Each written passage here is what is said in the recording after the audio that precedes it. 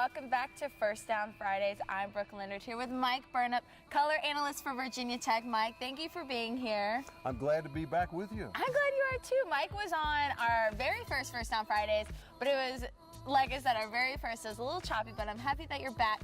Lots of experience, 10 of these now behind me, so this one's going to go flawlessly and smoothly, and we're just going to talk about the Hokies season. What an incredible season for the Hokies. Last year, they were 6-6 in the regular season. This year, 9-3, one win away from a 10-game winning schedule. Is Coach Fuente what Blacksburg needed? He really was, because obviously it's not easy to replace a legend. And you think back last year, having to beat UVA to be even able to go to a bowl game and then go back to Shreveport where it all started with Coach Beamer. That was kind of cool and magical. And what a way to transition out for Coach Beamer, where he started, where he ended. But to bring Coach Fuente in, who had such high marks where he was at Memphis, the transition was smooth as silk, and he did a heck of a job. But the cupboard wasn't bare, Brooke, when you think about it. Remember, you had 4 of the 5 offensive linemen starters back. You had a 1,000-yard rusher and a 1,000-yard receiver, and you had Cam Phillips and you had Bucky Hodges. The missing link was the quarterback. And boy, they found Gerard Evans, and what a difference he made. Right, and as you were saying, our games this past season have been incredible. In the beginning, we had some high-scoring games. What is the offense going to look like next year, losing some of those guys? Well, it's going to be difficult, obviously. We don't know about Bucky Hodges, and we don't know about Isaiah Ford. And you're losing a couple offensive linemen, and you're losing Sam Rogers, one of the real leaders of the team. So depending on what happens with some of the guys like Bucky and Isaiah, could make a big difference. But having Gerard back with a year under his belt, learning the system, knowing the system, how he does, some of those younger receivers are really talented and good. And now they're going to have to step up, get more playing time, and see what they're all about. The Devon Diablos, the Eric Kumas, the Henry Murphys. I mean, they've got talent there without question. So it's just a matter, can they take the next step? Right, and I think next year would be a good example of time to shine for them, especially if Isaiah goes and when Bucky goes. Yeah. So I'm looking forward to it. Next season is going to be extremely interesting. But also on the defensive side, we're losing seniors like Woody, Chuck, Ken.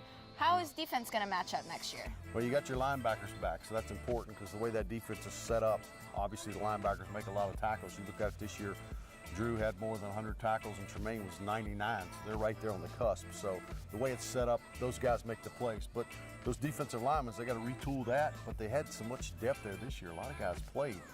And in the secondary, most of those guys are back too.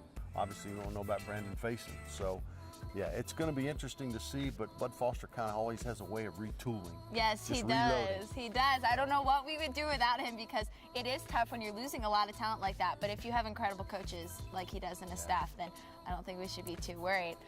Okay, so looking ahead to next week, we have the Belk Bowl. Hokies are playing Arkansas. That's going to be a good SEC team. When I was talking to Augie last week, we talked about how they've kind of had an up and down season like we have, in and out of the ranks. What are you thinking about that game? It's a big SEC team. It's our second SEC team this season, with following our loss to Tennessee. Yeah. What are you looking forward to for that game? Well, number one, they're good. Yeah. They're an SEC team. Now, maybe their record wasn't great, 7-5, 3-5 in the league. But they beat 3 ranked teams at the time, Brooke, that were ranked in the top 15. Right, yeah. And they lost to 4 ranked teams, and they scored 30 points on Alabama. How many people did that? I know. So, you look at them, they're an SEC team, so you know they're big dudes. They got, seems like Coach Fuente said, they got one of everything. They got 2 guys on the offensive line that made first team. They got their first team running back. Who would have thought that? Arkansas instead of an Alabama or an LSU. So they're really good. And there are only 2 teams in the country, Brooke, that had a 3,000-yard passer and a 1,300-yard rusher. Arkansas and Boise State. Wow. So they're going to be a handful offensively. Yes, definitely. You look at them on defensively, they're big, strong kids. They run well. And that schedule in the SEC is tough. So it's not going to be an easy game, but it's a great opportunity for Virginia Tech to get a win over an SEC team in what should be Lane Stadium South going down to Charlotte. Right. How lucky are we that our bowl game is so close, 2.5 hours from Blacksburg. And Hokies love to travel, especially around this holiday season. It is going to be a great atmosphere down there. It should be. Now, would the championship game in the ACC would have been better off there? Yes. It would have been a great crowd sellout. So I think maybe the part of the payback was having to go to Orlando is that we end up in Charlotte for the bowl game instead of Orlando for the bowl game. Exactly, and I think honestly this is going to be an incredible game. It's going to be tight. It's exactly how we kept it tight with Clemson. I think this game is going to be fun. But thank you again, Mike, for being here. One more game, Hokies next week, December 29th in Charlotte, Virginia Tech versus Arkansas.